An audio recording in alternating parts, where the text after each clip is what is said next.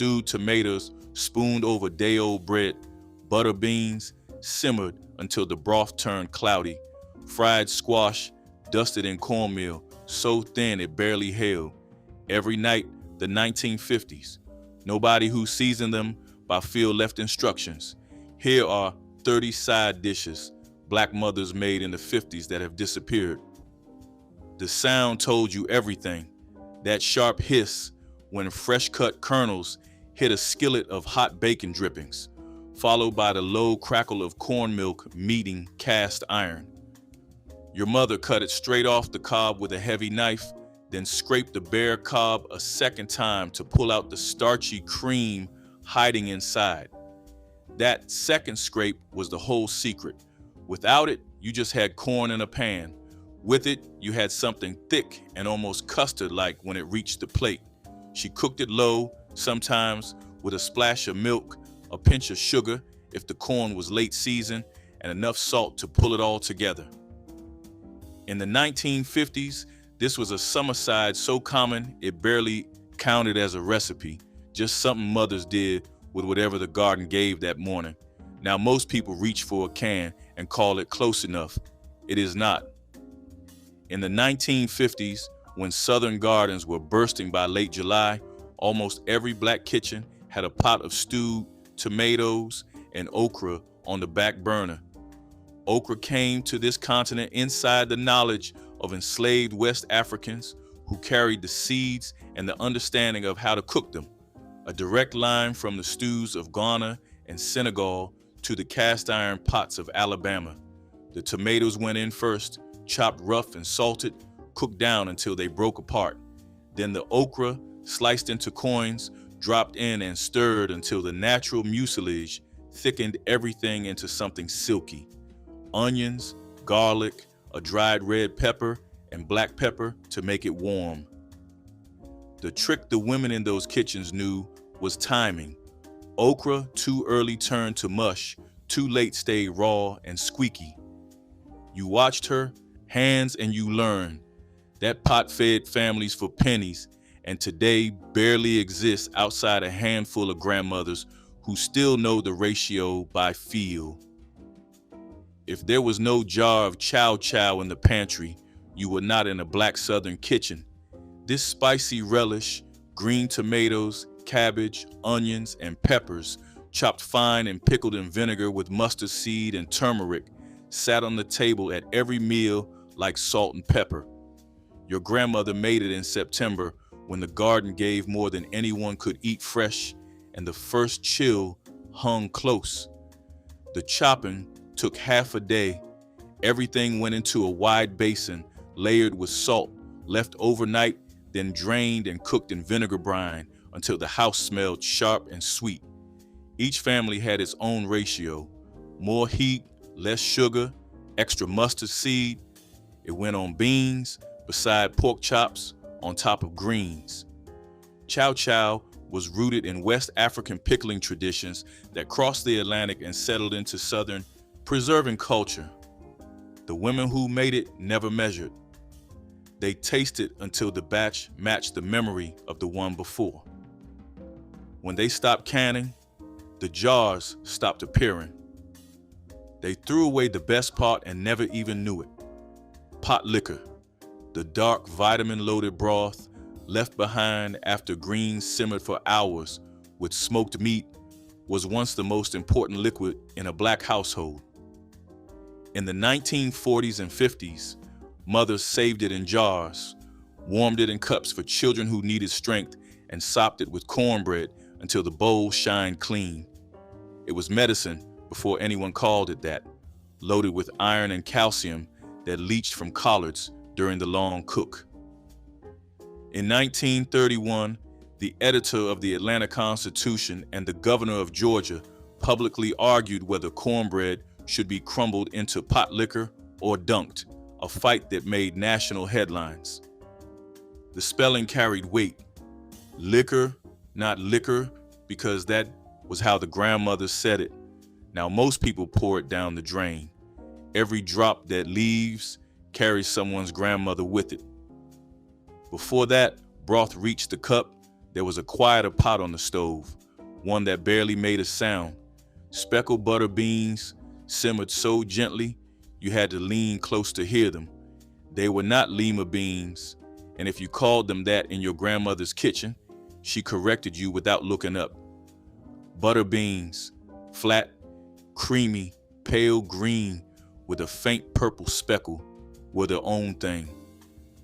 She started with dry beans soaked overnight or fresh ones shelled on the porch that morning, fingers working through a paper sack while she talked to a neighbor. A piece of fatback went into the pot first, then water, then the beans, then patience.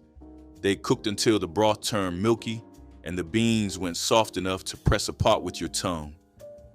Served with cornbread and a few shakes of pepper sauce, they cost almost nothing and filled a house with the smell of something slow and cared for. The women who shelled them are mostly gone now, and those porches sit quiet. You saw the stain before you tasted anything, that deep purple bleeding across the plate, soaking into the rice, turning the edge of the cornbread pink. Pickled beets announced themselves the moment they touched the table. In black households during the 1950s, a dish of cold pickled beets appeared at Sunday dinner and church suppers with the quiet regularity of grace before a meal. The beets were boiled whole until tender, peeled, hands stained red for hours, sliced thick and packed into mason jars with vinegar, sugar, cloves, and a cinnamon stick. Some mothers added sliced onions that turned translucent and pink in the brine. The pickling tradition stretched back generations when families without reliable refrigeration put up everything the garden grew. A jar could last through winter. They were sweet and sharp against the heavy warmth of pork and gravy, a contrast that cut through everything on the plate. Kids either loved them or pushed them aside, but the women never stopped making them until they did. Succotash carried 2 continents in a single dish. The word came from the Narragansett people, Succotash, but by the time it reached black southern kitchens in the 1950s, generations of African American women had shaped it with okra, tomatoes, and the flavor of smoked pork. The base was always fresh corn cut from the cob and butter beans, cooked together until the starches married and the pot thickened on its own. Okra went in for body, tomatoes for brightness, a little fatback for depth.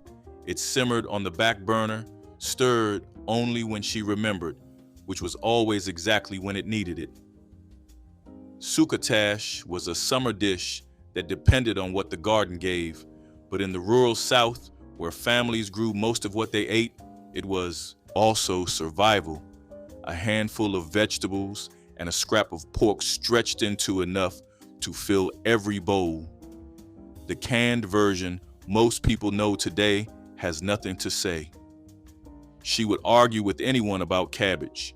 Your mother, your aunt, the woman from church, every one of them had a way, and everyone believed the others had it wrong. Smothered cabbage in the 1950s was not a recipe, it was a position. Some swore you cooked it low for 2 hours until it turned silky.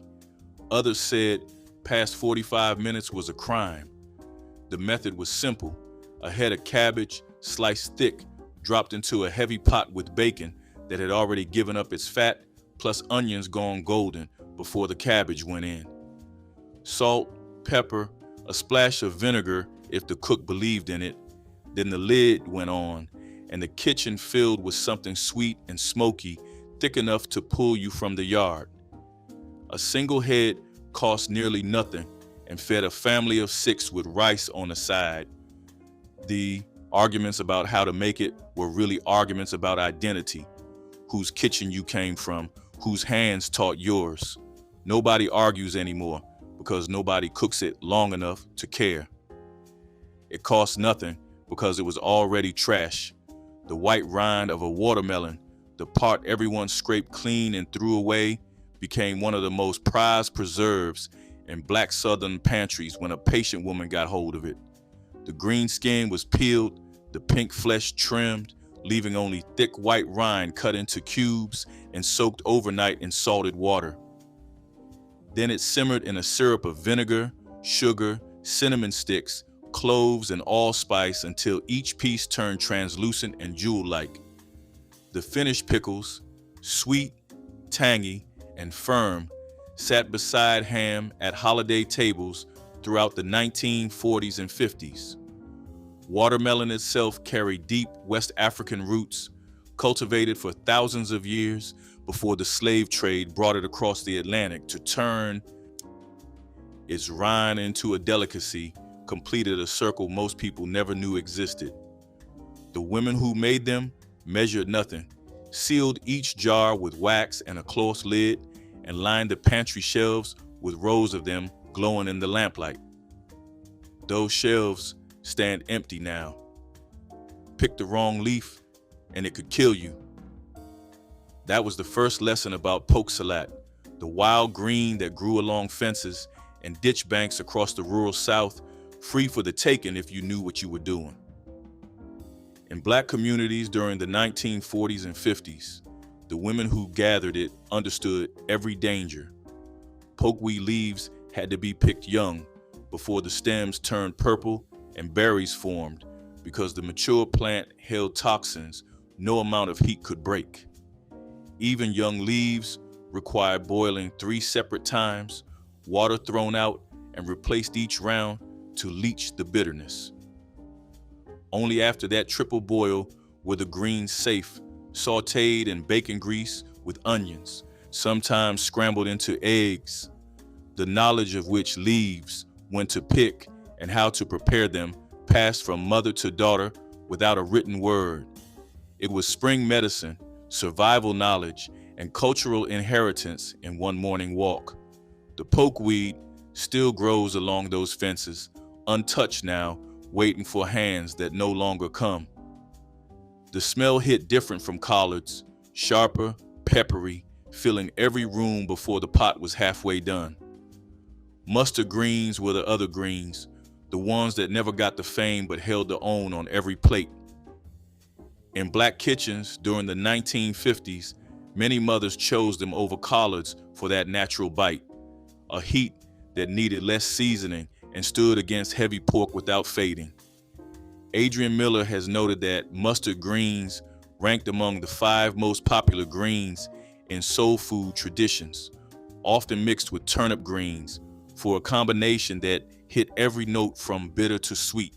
Each leaf was washed by hand, grit hid in the curled edges, and stems stripped because they cooked at a different rate. A ham hock went in first, simmered until the broth was rich. Then the greens wilted down to a fraction of their original volume. You knew they were done not by the clock, but by the color, dark and silky, not olive and tough. The woman who taught you that never explained it twice. She expected you to watch. Everyone knows Hoppin' John. Almost nobody remembers his sister. Limping Susan was the okra and rice dish of the Carolina Lowcountry, quieter, more delicate, and in the Gula Geechee communities of the 1940s and 50s, it held its own sacred place. Okra sliced thin and fried in butter or bacon fat until the sliminess cooked away and the edges turned golden, then folded into rice with salt and pepper. Some versions used the okra's thickness to bind the rice into a pilaf. Others kept it loose, each grain glossy with fat. The roots ran to West Africa, where rice and okra dishes were staples for centuries before the slave trade forced those traditions across an ocean. Gula women cooked it the way their ancestors had, without measuring, with hand knowledge that lived in muscle memory. It was a side at fish fries, a companion to fried shrimp, a quiet Thursday plate when nothing fancy was called for, but nothing careless was tolerated. The dish slipped away as Gula communities shrank. What remains is barely a whisper. In the 1950s, long before any movie made them famous, fried green tomatoes were just what you did when September came and the vines were still loaded with fruit that would never ripen in time. Black mothers picked them firm and heavy, sliced them thick as a thumb, dredged each round through seasoned cornmeal, salt, pepper, sometimes a little cayenne, and laid them into a skillet of hot bacon grease. The sizzle was immediate and sharp. The outside went golden and crisp, while the inside stayed tart and dense. Nothing like a ripe tomato, and nothing like anything else on the plate. Some women dipped the slices in buttermilk before the cornmeal. Others used flour mixed with a pinch of sugar to balance the sourness. The dish was pure garden economics, wasting nothing, even the fruit the frost was about to take. They were served hot, straight from the iron, stacked on a plate next to the main dish, or eaten standing at the stove by whoever was doing the cooking. That first bite belonged to her, always. When hog killing day came in late November, the whole neighborhood knew by the smell. And out of everything that day produced, the hams, the sausage, the lard rendered in black kettles, crackling bread was what the children waited for. Cracklings were the crispy golden pieces of pork skin and fat left behind after lard was rendered, drained on cloth and still warm when someone folded them into cornbread batter. The bread baked in cast iron, and when it came out, it had pockets of salt and crunch through every slice, soft cornmeal giving way to something rich and meaty with each bite. In Black rural communities during the 1940s and 50s, hog killing day was a communal event. Families shared the labor and the yield, and cracklings were divided among households like currency. The bread was not Sunday food, it was the reward for hard, cold work done together. When families stopped raising their own hogs, cracklings became scarce and the bread went quiet. If cornbread had a wealthy cousin who went to finishing school, it was spoon bread, and almost nobody under 50 remembers it existed. This was not bread at all. It was a cornmeal souffle, soft enough to serve with a spoon, risen and golden on top, with a custard-like center that trembled when carried to the table. Cornmeal was cooked into a thick mush with milk and butter, cooled, then beaten egg yolks were stirred in and stiff whites folded on top. That folding was the art. Too rough and it fell flat. Too timid and the whites stayed in streaks. It baked in a buttered dish until puffed and golden, served immediately because it waited for no one. Spoon bread had roots in Native American corn porridge that merged with European souffle technique in Southern kitchens, and by the 1950s, Black households served it alongside roasted meat at Sunday dinner. It required precision in a kitchen that usually ran on instinct, and that made it special. When the women who knew the folding stopped cooking, spoon bread collapsed and never rose again. Stewed corn and tomatoes started an argument about whether it counted as a side or a whole meal, and in some kitchens, that fight never got settled. Your mother threw fresh corn cut from the cob into a pot with chopped tomatoes, a knob of butter, salt, pepper, and a spoon of sugar if the tomatoes ran too sharp. It cooked on low until everything broke into a thick, sweet stew that was half vegetable and half sauce. Kids piled it on rice and ate 2 bowls without stopping. In the rural South during the 1950s, this showed up at the height of summer when corn and tomatoes came in faster than anyone could eat them raw. Some families added okra, others stirred in bacon grease for depth. The dish had African roots in the tradition of vegetable stews simmered with grain, adapted across generations using whatever grew in American soil. Nobody wrote the recipe because there was nothing to write. You used what was ripe and cooked it until it looked right. Most people cooked the greens or the root. She cooked both, and if you did not grow up watching that, you never knew you were supposed to.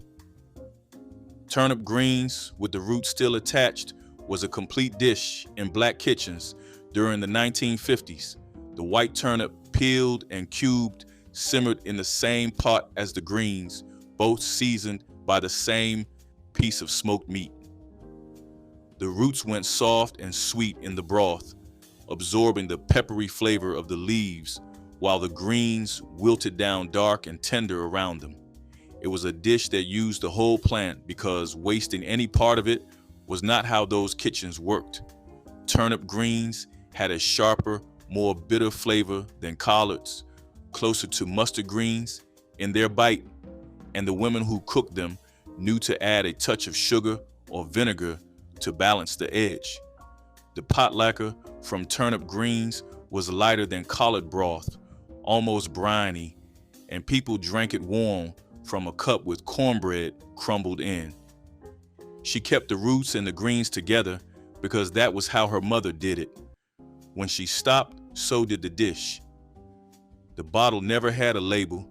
It sat by the stove or in the center of the table, a small glass bottle, usually repurposed, filled with tiny hot peppers submerged in white vinegar. Pepper sauce was not bought. It was made by the woman who ran that kitchen, and it appeared on every table in every black household across the South in the 1950s like a law nobody needed to explain. The peppers were bird's eye, cayenne, or Tabasco varieties, whatever grew in the garden, packed tight and covered with vinegar. Over days, the heat leached into the liquid, turning it faintly pink and sharp. You shook it over greens, beans, peas, rice, anything savory. The bottle was refilled as it emptied, the same peppers giving heat for weeks until they went pale. The practice traced to West African and Caribbean pepper preservation traditions carried through generations. Nobody taught you to make it. You watched someone do it once and started your own bottle. Summer had its own side dish, and it never touched the stove. Cucumber and onion salad, sliced thin, soaked in white vinegar with sugar, salt, and cracked black pepper, sat in a bowl in the refrigerator from June to September in every black household that had a garden and a sharp knife.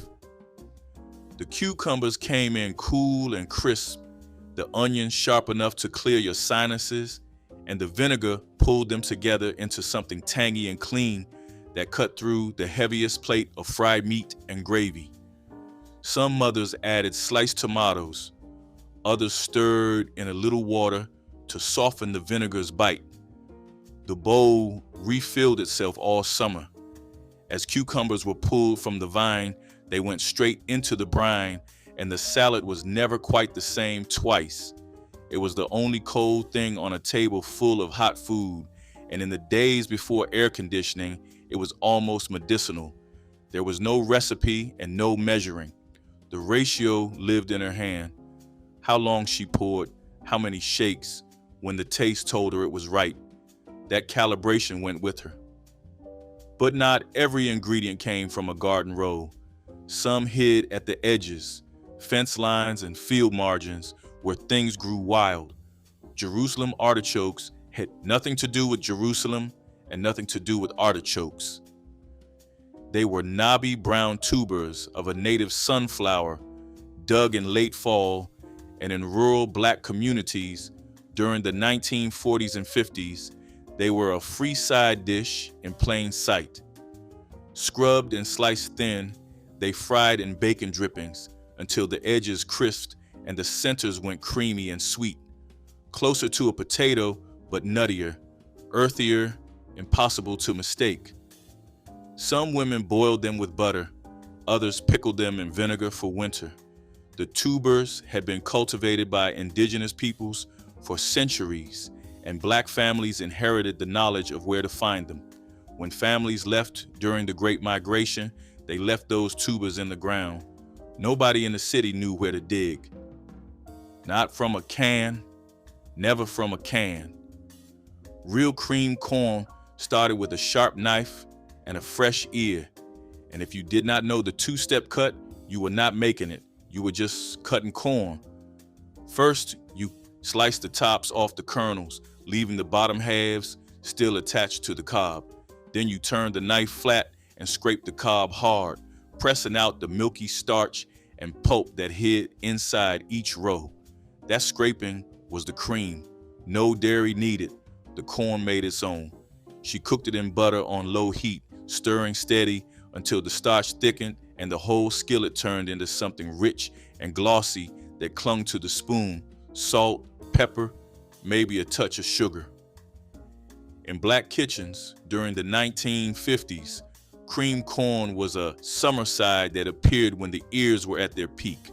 Tight husks, full silk, kernels that pop with juice when you pressed a thumbnail in. It was the kind of knowledge grandmothers carried in their wrists, the angle of the blade, the pressure of the scrape.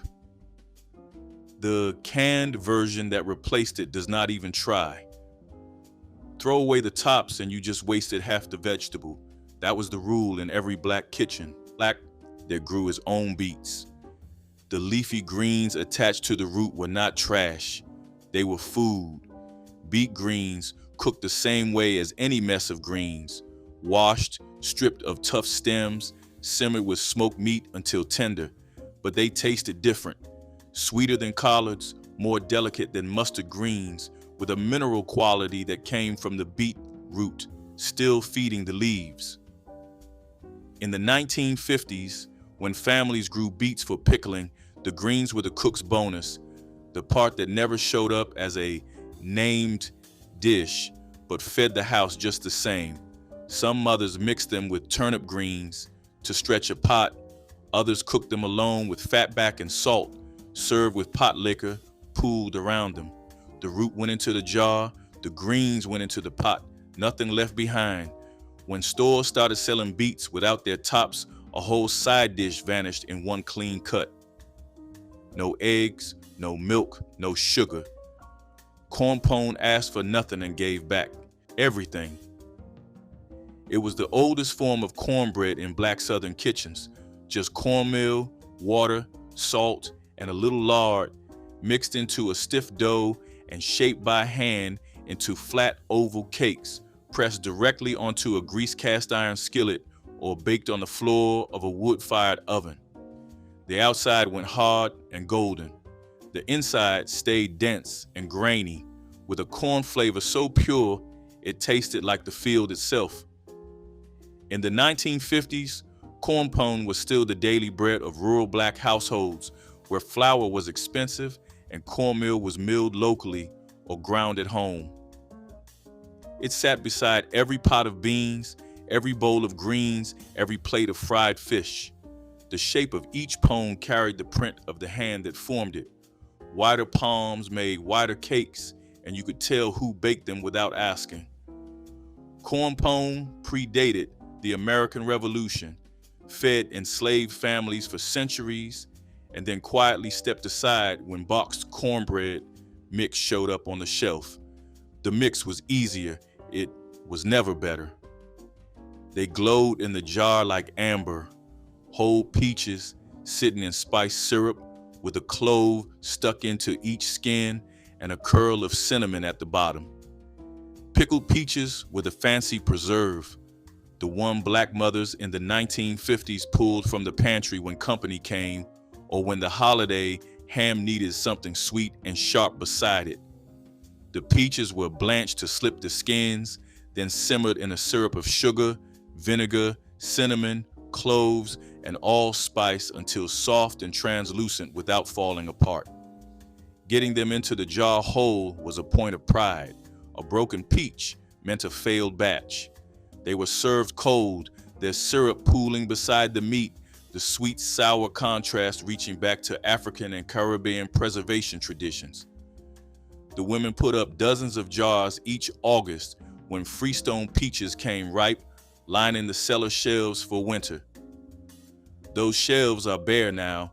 The trees still bloom, but nobody stands under them with a basket anymore. All those preserved fruits and spiced sides dressed up the table, but the dish that held a family together most nights was the plainest one on it: rice and gravy.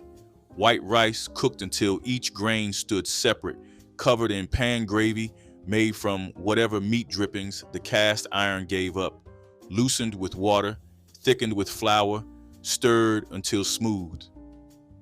That was supper in the 1950s for more black families than anyone cares to count. A single pork chop could feed 4 if the gravy was right and the rice was plenty.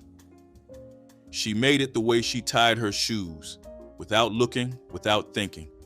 It was the last dish she taught and the first one you forgot how to make taste like hers.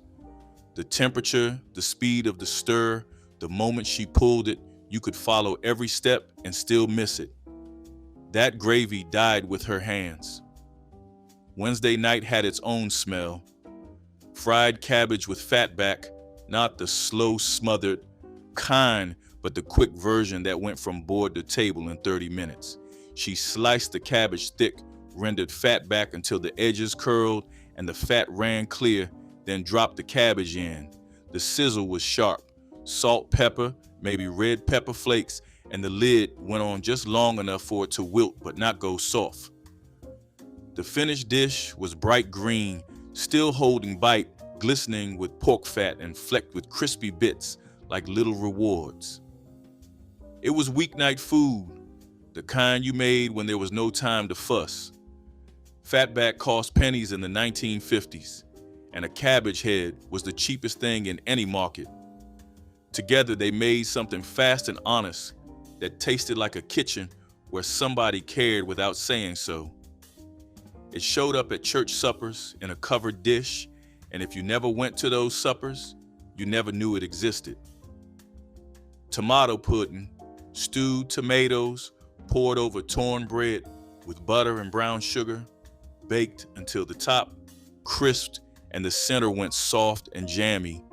It sat somewhere between a side dish and a dessert, and that confusion was part of its charm. In black churches across the South during the 1950s, the women's tables held dishes like this, things with no name in any cookbook but faithful presence every fourth Sunday. The sugar caramelized against the tomatoes, and the bread soaked up everything until each bite was tangy and sweet. It traveled well, reheated without losing its soul, and fed a crowd for almost nothing. When those suppers shrank and the women stopped coming, tomato pudding left with them. Nobody asked for the recipe in time. You had to pick them before the sun got high, while the dew was still on the leaves and the roots pulled easy from soft ground. Dandelion greens were spring's first offering to black families who knew what to look for. Jagged leaves spreading flat against the yard, bitter and bright and loaded with iron.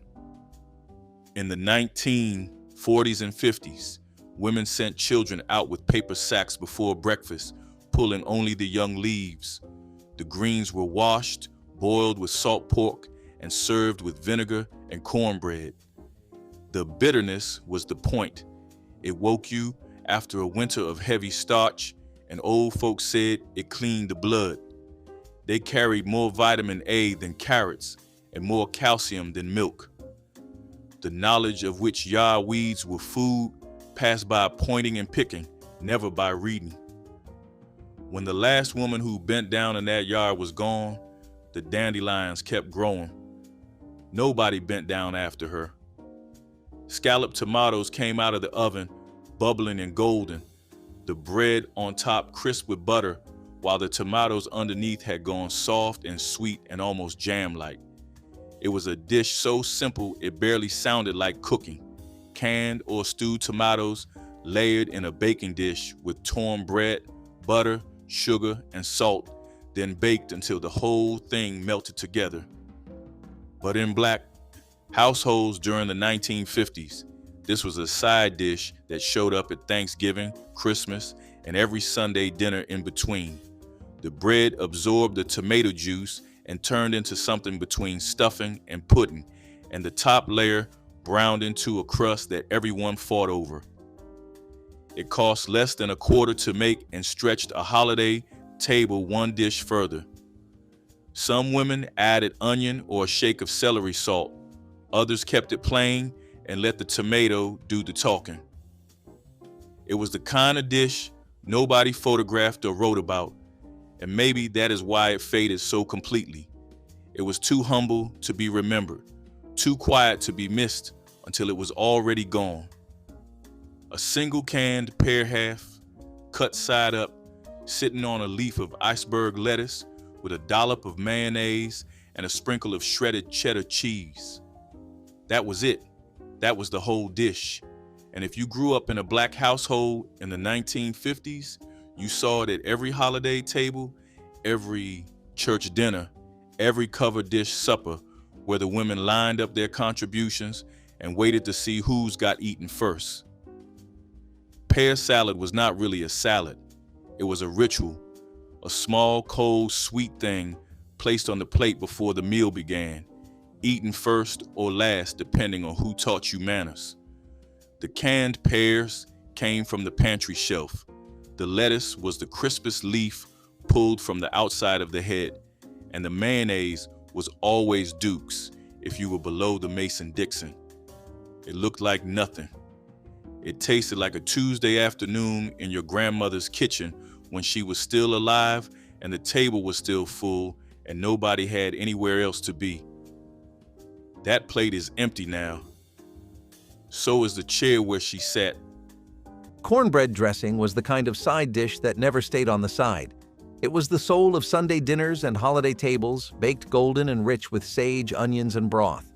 Grandparents made it from scratch, crumbling day-old cornbread by hand and stirring in whatever they had, sometimes bits of chicken, sometimes just love. The smell alone could make you stop mid-step and breathe it in.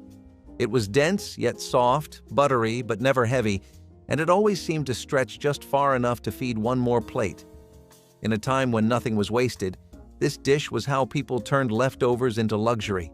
Every scoop came with the memory of crowded kitchens and laughter spilling from one room to the next. It was more than food. It was ceremony, care, and continuity baked into one pan. Cornbread dressing held families together long before anyone called it tradition. Mustard and turnip greens mixed together made a tangy, peppery side that brought life to every plate. They were picked fresh from gardens behind the house or given by neighbors who always grew too much. Cooking them was a slow, loving process, cleaning, chopping, and simmering until tender with a pinch of salt and something smoky for depth. The combination of mustard and turnip greens balanced sharpness with comfort. Their flavor was bold, almost defiant, like the people who cooked them. These greens told a story of survival through simplicity, a reminder that good taste does not need wealth. At Christmas, they cut through the heaviness of rich meats and gravies, refreshing the palate and grounding the meal. Each bite held the brightness of vinegar and the bite of pepper, something sharp to remind you of life's strength even in hard times. Every family had its own way to cook them, some with a bit of onion, some with fatback, and some just with faith. The pot of greens sat at the back of the stove, bubbling steady like time itself, carrying the scent of home and history. Hoppin' John was the heartbeat of New Year's morning and every day that needed a little hope. Black-eyed peas simmered with rice and a hint of smoked meat turned into more than just a meal. It became a blessing. Grandparents swore by it, saying a bowl on the first day of the year would bring luck, health, and enough to last. The peas symbolized coins, the rice meant abundance, and every spoonful felt like a promise whispered between generations. You could smell the onions frying before the pot even started, the kind of smell that felt like homecoming. This dish came out of history, from the low-country kitchens of the South, and found its way into hearts across America. Even when times were thin, Hoppin' John stayed thick, filling bellies and spirits alike. It wasn't a rich person's dish. It was the people's dish, one that carried laughter, prayer, and endurance in equal measure. Today, even if you only make it once a year, you can feel that same wish for good fortune echo through every bite. Glazed carrots with molasses and brown sugar were once the crown jewel of Christmas sides. Before canned vegetables and store-bought glazes, these carrots gleamed on every holiday plate. The slow simmer of molasses and butter gave them a caramel richness that coated each bite in sweetness and shine. The brown sugar melted into the glaze, creating something that felt both simple and luxurious. It was the kind of dish that reminded families that even humble roots could taste like gold. Kids loved it because it was candy in disguise, while grown folks loved it because it felt like tradition. These carrots weren't about fancy presentation. They were about love cooked into every spoonful. For many Black families, molasses was more than flavor. It was a memory of survival, a sweetener when sugar was scarce. That made these carrots more than decoration. They were gratitude on a plate. The scent of molasses bubbling in the pan filled homes with warmth, a sign that celebration had begun. Today, the dish has faded, but for those who remember, its sweetness still lingers in memory like a song you never forget. Fried green tomatoes were the kind of treat that made ordinary days feel like celebration. Slices of firm, unripe tomatoes were dipped in cornmeal, sizzled golden in hot oil, and served crisp enough to crunch between your teeth. The first bite was always a surprise, tart, salty, and satisfying. Grandparents made them when gardens overflowed and nothing could go to waste. It was a dish born out of resourcefulness and love, not recipes. The oil popped and spat as they cooked, filling the kitchen with a smell that pulled everyone closer. You'd find them on the side of breakfast plates or stacked in sandwiches, proof that creativity always finds a way to feed you. Even today, their tangy bite feels like a small rebellion against blandness, a reminder that the best things in life are fried just right. Fried cabbage with bacon fat was never glamorous, but it was always good. It started as a way to stretch meals, turning a simple head of cabbage into something hearty and rich. The sizzling sound of bacon fat hitting the skillet was the beginning of flavor itself. When the cabbage went in, the kitchen filled with a smoky, savory aroma that made mouths water. Seasoned with salt, pepper, and maybe a little onion, it became one of the simplest yet most satisfying sides on the table. For Christmas, it sat alongside the big dishes, greens, dressing, sweet potatoes, holding its own through sheer honesty of taste. Cabbage was cheap and plentiful, but what made it special was the way it was cooked, with care, attention, and a little leftover bacon grease from breakfast. Every bite carried the taste of thrift and wisdom, proof that nothing in a good kitchen goes to waste. It was food that hugged you from the inside, a reminder that love can taste smoky, crispy, and full of soul. Collard greens with smoked turkey necks were a bowl of patience and pride. You could smell them before you saw them, simmering for hours in a big pot on the back of the stove. The greens softened slowly, soaking up every bit of smoky flavor from the turkey necks that bubbled alongside them. Families cooked these on Sundays or holidays, when time moved slow and home felt full. The sound of that gentle boil was the sound of tradition itself. Every kitchen had its own rhythm. Some added crushed red pepper, others a spoon of vinegar. But the goal was always the same: greens tender enough to melt and savory enough to make you close your eyes with the first bite. These weren't fancy greens. They were greens that told a story about making do, about flavor born from scraps and heart. When meat was scarce, turkey necks gave depth without waste, and those who knew how to use them never went hungry. The pot was often shared with neighbors or set aside for someone who could use a meal. In that way, it wasn't just food, it was an act of love, an unspoken understanding passed from one kitchen to another. That's what made collard greens sacred, not the recipe, but the care behind it. Sweet potato biscuits were soft, golden, and kissed with just enough sweetness to make them feel special. They were the kind of side that showed up in baskets wrapped with cloth, still warm from the oven. The dough was simple: mashed sweet potatoes, flour, and a little butter. But the hands that made them turned them into something almost holy. Sweet potatoes added color and sweetness, the kind that lingered in the air when you opened the oven door. They were often brushed with butter and stacked high beside glazed hams or roasted chicken. These biscuits spoke to the ingenuity of home cooks who stretched ingredients and still made everything taste like comfort. At Christmas, they became a soft reminder of care, food meant to hold you together.